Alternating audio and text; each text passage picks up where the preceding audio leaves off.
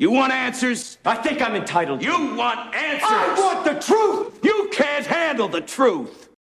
Hey everybody, it's Brian Burns. Welcome to this episode of the Brutal Truth About Sales and Selling podcast. Hey, I really appreciate everybody who's rated, subscribed, and reviewed the podcast. Very helpful to help get the word out. Got a great episode today. Imagine if you had a personal and a professional coach to help you get your head on straight, get focused, get into your game. You might say, oh, that's all fluffy and everything. And, frankly, I felt that too at times. But I ran into Joe. He's on the podcast today. He connected up with me on LinkedIn. We've gotten to know each other. And I said, man, you got to come on the show because salespeople need this. That mindset, health, diet, physical activity, getting focused on what really matters to you is so important today. And if you're going to win the game of sales, you've got to do it. But before we get into the interview, please, I hope you've downloaded Pipedrive at least once. I'm telling you, I've got a secret. It's like some episodes coming up about where CRM is going, where sales tech is going. Because today there's so much technology that we can get to keep us focused.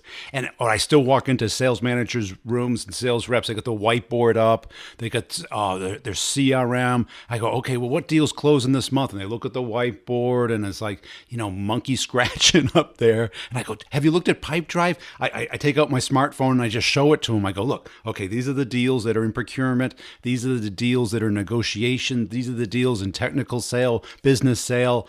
And I just click on them. Here's the contacts, here's all their social activity, here's where they're located. And people are like, oh, that must be hundreds of dollars a month. I go, no, it's insanely inexpensive. It's the price of coffee for a couple of days. That's all it is. And if you're not doing it, you're missing out that you need a personal CRM, something to keep you focused on how you view your pipeline, because that's all that matters. All those contacts and links and Twitter followers, they're all nice, but unless they buy something, it's just nice to have. But let's get into the interview and wait to the end. I'll sum it up for you and tell you where we're going. Make sure you're checking out the B2B Revenue Leadership Show as well. I had the CEO of Full Contact on there, the CMO of Discover.org, talking about what I'm using and how we're working together to build up the podcast and their business.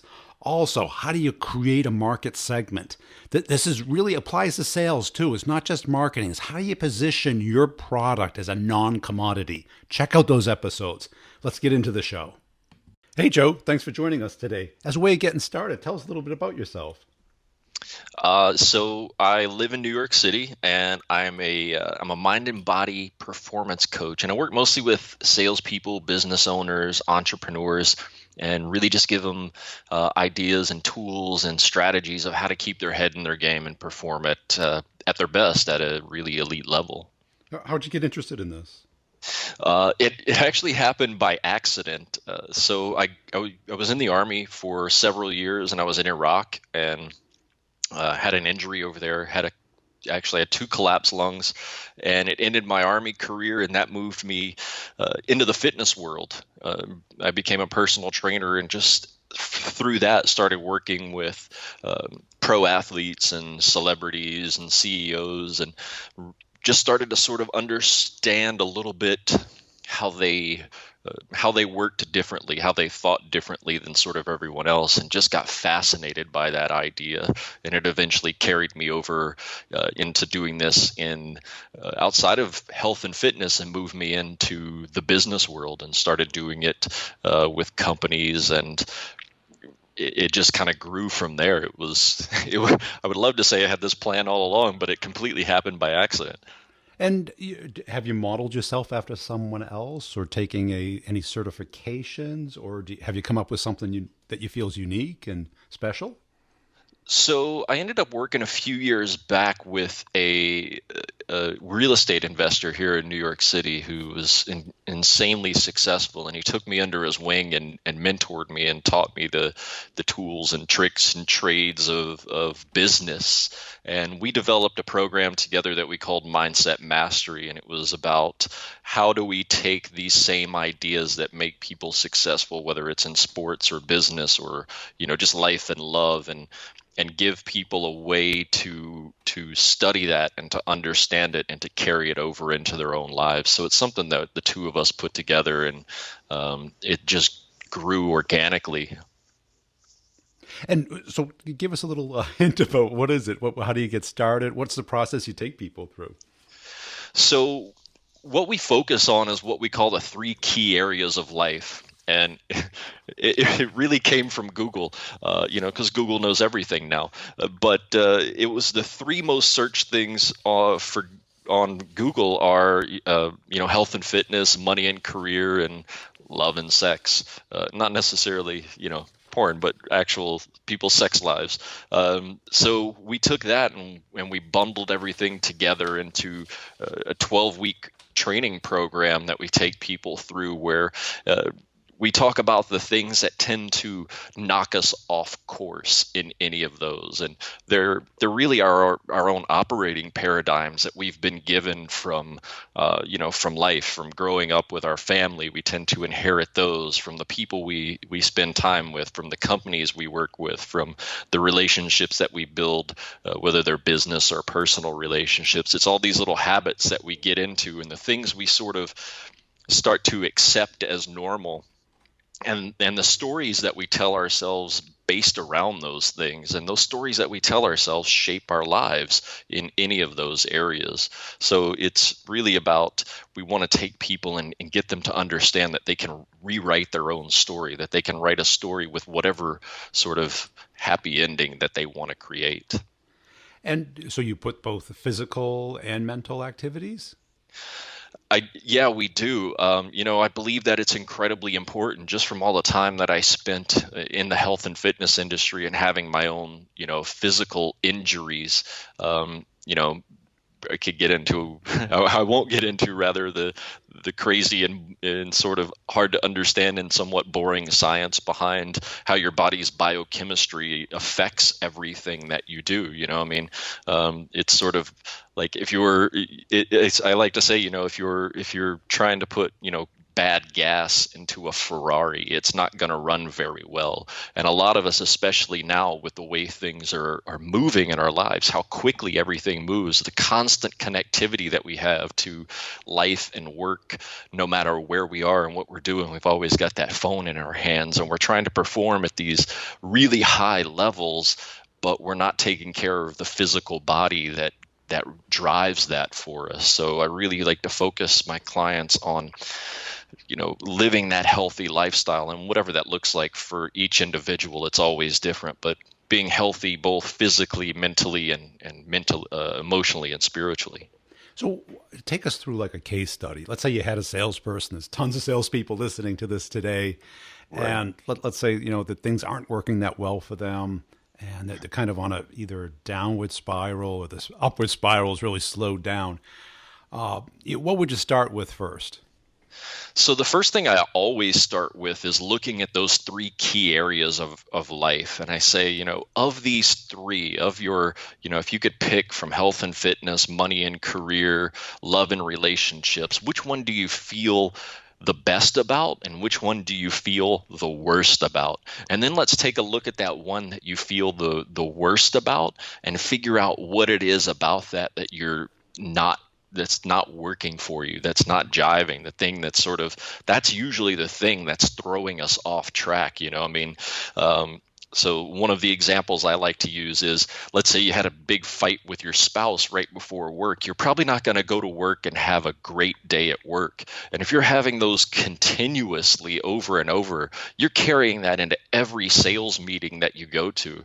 If you're feeding your body bad food, you always feel sick and tired, and you're not really taking care of your physical body, and you're working 10, 12, 14 hours a day like most salespeople do, then you're probably not going to be performing at your best, and your sales start to slip because of those things. It seems very a lot of people say, oh, no, that can't be possible, but it absolutely is, because those things sort of start to weigh on you a little bit more every day, and you lose one sale and then another, and then you're a little bit behind on your quota, and your commission checks aren't quite as big as they were 6 months ago when everything in your life was working. So we really just want to focus in and hone in on those few things that aren't working right and get them back on track, because they're sort of the turbulence that are knocking people off course.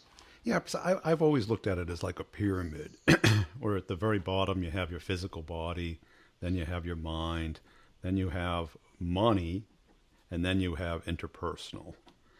And if you don't continuously work on all of these, it tends to crush you. It becomes an inverted pyramid, meaning that the things above you are crushed. Because I hear a lot of people, I get a lot of questions, get the Sales Questions podcast, and people are constantly saying, oh, my spouse is driving me crazy.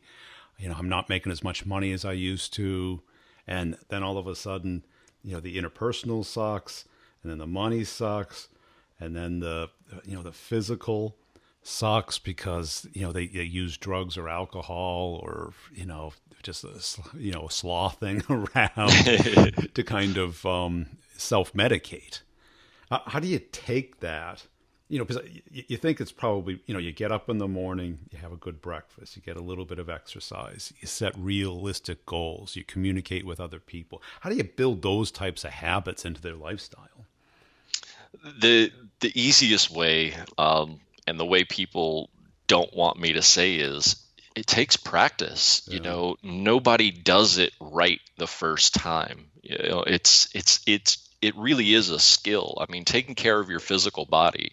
I spent, a decade in the fitness industry and worked with people who are right at the top. And, we think that celebrities and athletes and people like that just sort of are naturally predispositioned to do that. But I heard one really famous actor say one time, he said, he was getting ready for a role and he was playing in this action movie, and he said, I hate this shit.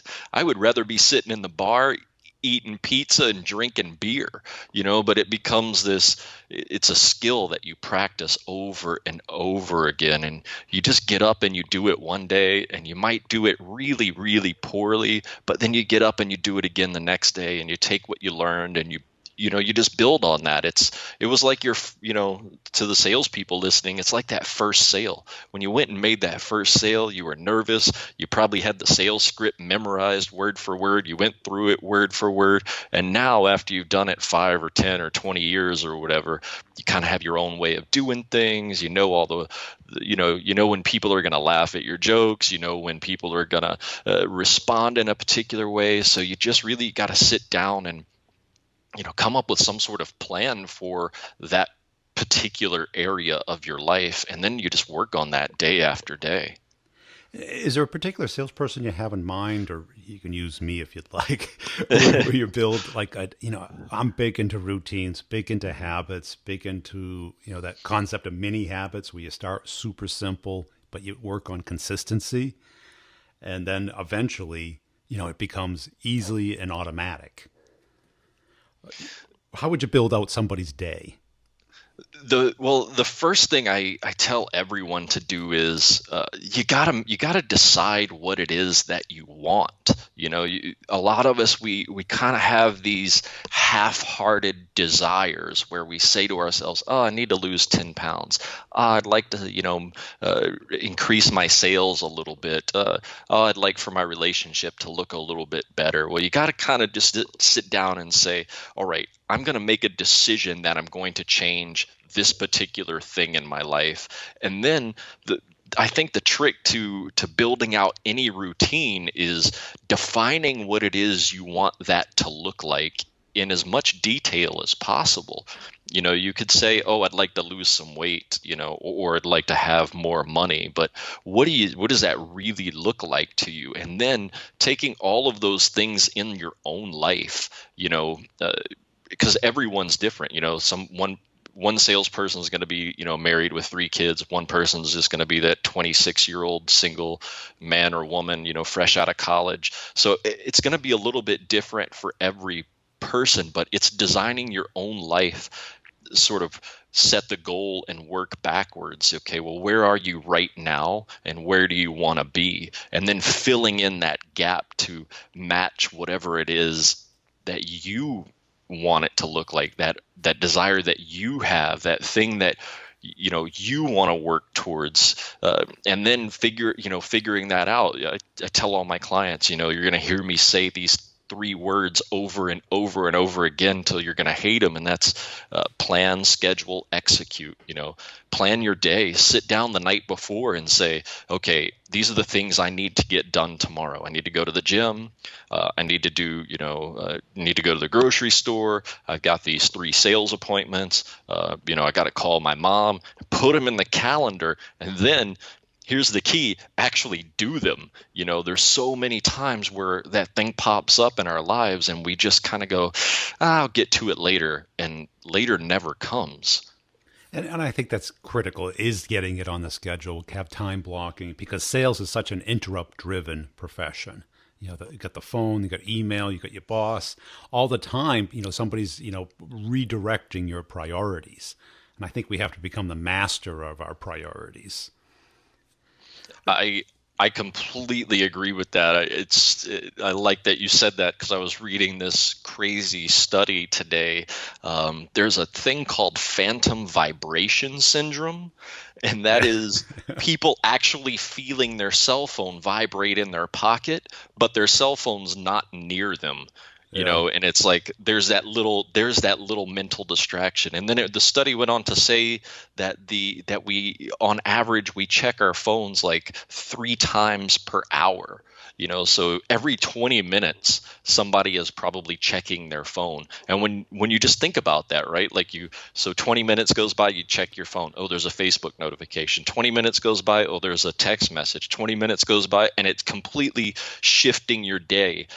Couple of seconds, a couple of minutes, and before you know it, you've lost a half an hour or an hour or 2 hours because you got lost in your Instagram feed like I did yesterday for like an hour. I'm like, I'm never on social media, but I was like, oh man, this is awesome, so it's very, you're very right. It's a constant pattern interrupt, and we've got to do things. We've got to do things to avoid that as much as possible. And I think the way to do that is to have a structure and have it be consistent instead of erratic. Most of the sales reps that I've seen struggle is that I go, what does your Monday look like? They go, what do you mean?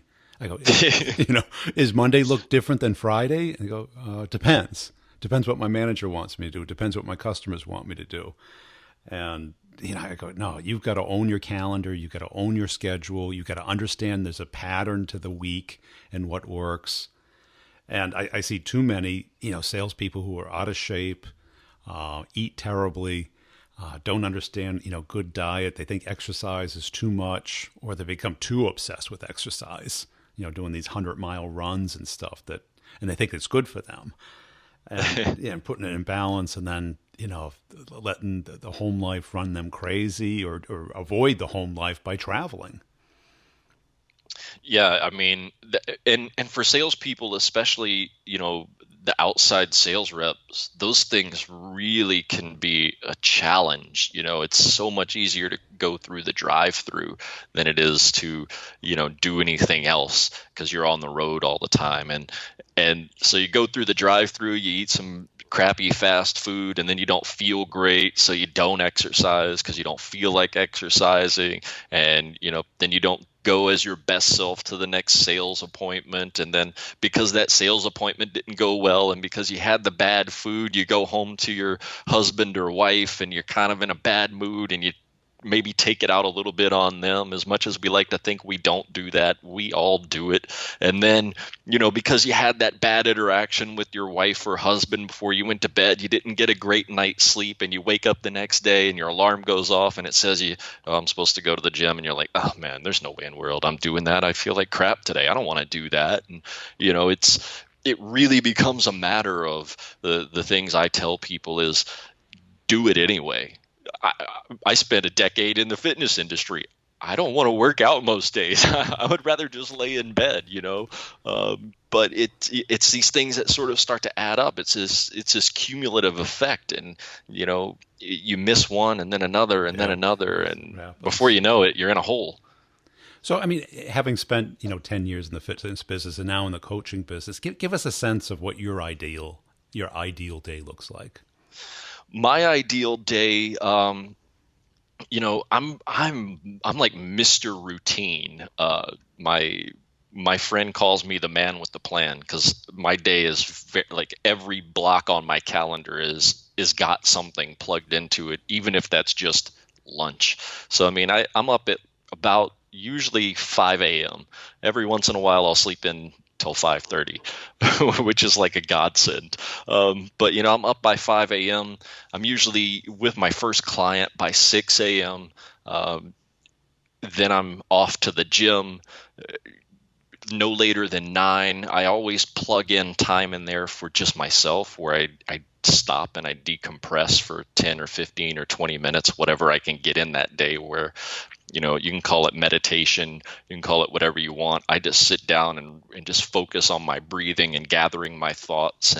And every day for me, I study something. I want to get better at my job so that I can better serve the people that I serve. And then, every day for me, I plug in time for people who are in my social circle that I know are healthy relationships, because that relationship builds my momentum. It kind of recharges me. And then, of course, I do all of the other things that everyone has to do. I do coaching, but at the end of the day, I'm a salesperson. I have to do all of the sales stuff. I do sales calls. I do marketing. I'm on LinkedIn for hours a day, or working on my website, or writing an article, or, so whatever that day looks like. And they do vary, because I gotta, like you said, you gotta plug in clients where you can, you gotta plug in sales calls where you can, but sort of my everyday things are always, to be a little bit crude about them, I say my ideal days are, fitness, money, and love. Like that's it. Like, what am I going to do today for my physical body? What am I going to do today for my career? And what am I going to do today to fill that need that we all have for human connection? Yeah, that was going to be my next question. What were the top 3 things people could take away from today? And you hit it. I mean, because everything, nice. Yeah, because, physical and mental are pretty tightly coupled. Because if you're physically healthy, you're making money and you got people around you that like you, it's kind of hard to be depressed,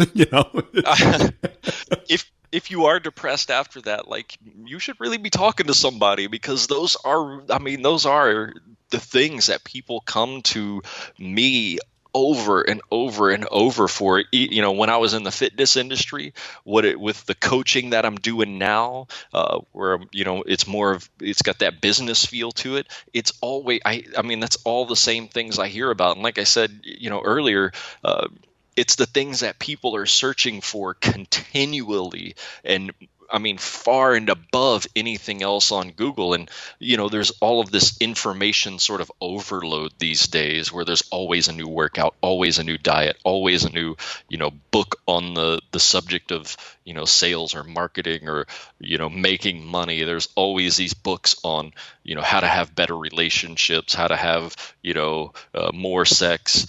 People want better intimate relationships, and people want to be happier. And, it's those 3 things. And if you can figure out what those, back to my earlier statement, if you can define what those look like for you, because they're different for everybody. If you're somebody, like you said, that runs 100 miles, my partner that I created this with, he's one of those crazy guys that runs like 100 miles. And I said, like, what, is a serial killer chasing you? Because I'm not running 100 miles for anyone. Well, but what bugs me about that, and it shouldn't bug me, because clearly it's an obsession versus, because it's not healthy. No, it's not healthy. No, it's just a matter of like people that do it that I know say they just want to do it. Yeah, it does. I'm sure it feels good at some level, the endorphins and everything. Give us a quick rundown on what you eat during the, every day, breakfast, lunch, and dinner. I can pretty much tell you that almost verbatim, because the thing is, it doesn't change. It's sort of that idea of, I love systems. The more things I can systematize in my life, the better it is. And I will make one caveat to this statement, and that is, I went to Le Cordon Bleu Culinary School, and I graduated from that years ago now. So I'm trained in culinary arts, and I still always eat the same things. Money well spent. Yeah, right. but typically I stick to. I try not to buy anything that comes in a box. Anything that's got more than one ingredient on the label, I tend to stay away from. So, I mean, my breakfast is, eggs, fruit, I'll throw in some vegetables. I love cheese. So I'll, make like a vegetable and cheese omelet, have some fresh fruit. I love orange juice too. I know it's packed with sugar and blah, blah, blah, but it's so delicious to me. And then lunch tends to be, protein and vegetables. I hate the boneless, skinless chicken breast. I think it's the worst thing that we ever did to the food industry because it just tastes like I'm chewing on an eraser. So I tend to stay away from that, and I'll go for the whole chicken and just roast it and eat off of it. And I tend to throw a few snacks in there here and there, which tend to be, the things you read about in every fitness magazine, which is just, handful of nuts and some fruit or stuff like that. And then I would say the only place in my day that varies much is, for me, it's dinner time. It's kind of like my way to decompress at the end of the day. So I tend to go to the grocery store way more than most people do. Yeah. And I love the farmers market in Union Square in New York City.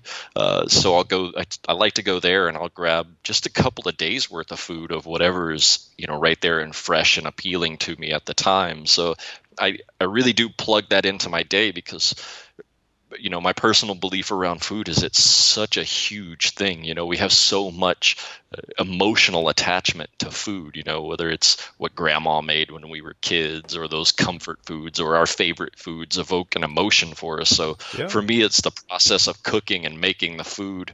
It makes me happy. So I'll spend the hour, really just kind of going to town on making dinner, just because it's sort of my therapy. It keeps me from going insane. Cool. Hey, so where can people connect with you and learn more about what you're doing and get in touch with you? So the best place to get in touch with me is my website, which is www.joegaspard.com. And then, people can also feel free to connect with me on LinkedIn. I'm on there a lot. I love that platform and that's where I host all of my writings and things like that. Cool. Hey, appreciate your time today. Thanks so much, man. I appreciate it. Hey, I hope you enjoyed that interview. I love talking about the other things that make up us as sales professionals. I mean, we've got to have the right headset on, the right mindset. And as I always say, we're human beings having a selling experience. It really is, I think, the toughest job in the world because we're the one bridging the company to the marketplace and to our customers. And we're between a hard and a rock and a hard place all the time. And it's hard to do that. And it's hard to do it for a long period of time. Compensation changes, customers lie to us, our managers mislead us, all this stuff happens. It doesn't matter whose fault it is. We have to adapt to it. And we have to start at the foundation, our body, which is basically our diet and exercise, and then our mindset, what we focus on, how to really meditate and clear up our head and stay focused on what we care about and take responsibility for our actions and the results that we get, and then connect with other people, be able to understand what other people want instead of just explaining what we want. Everyone's explaining what we want. No one's trying to understand somebody else. So I hope I've helped you. And if you feel like I've helped you with this podcast, please reciprocate by telling a friend. I don't want your money. I don't want you to do anything unnatural. Just share the content, tell a friend, explain why you like it. That is so much more important to me than sending me a message that you like it. Because when you tell somebody else, I get the sense that you really do like it. Not that I don't like those messages, but I would, if you put the same effort out to telling somebody who doesn't know about the brutal truth, about how it's different than the other BS podcasts about sales and just trying to get you hyped and listen to experts who don't do anything. Also, check out Acuity Scheduling. They are a freaking amazing tool where you get away from that scheduling problem. Block out your time. There's nothing more effective than controlling your schedule. Listen to Joe. He has the same patterns, these same habits and routines that make you successful. Otherwise, it takes too much effort to think through all this stuff.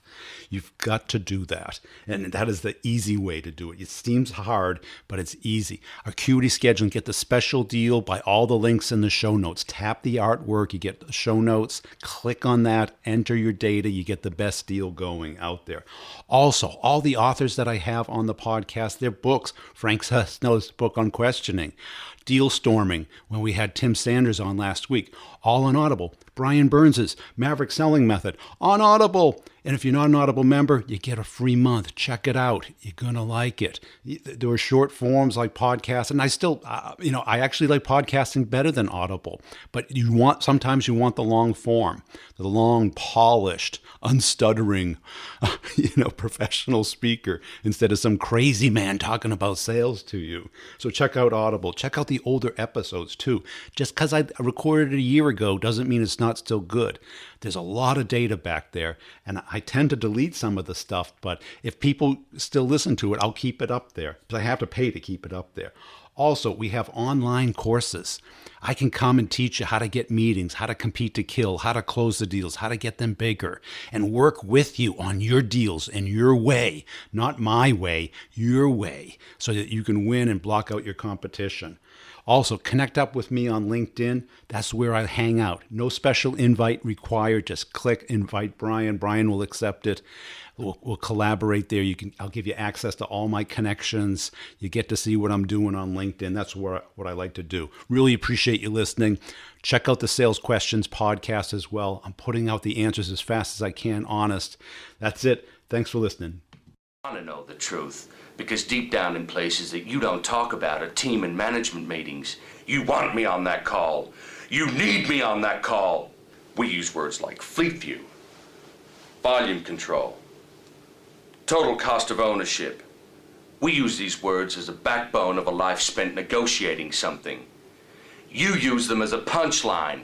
I have neither the time nor inclination to explain myself to people who rise and sleep under the very blanket of revenue that I provide and then question the manner in which I provide it. I would rather you just said thank you and went on your way. Otherwise, may I suggest you pick up a phone and make some sales calls. Either way, I don't give a damn what you think you're entitled to. Did you expense the lap dances? I did the job I was hired. Did you expense the lap dances? You're goddamn right I did!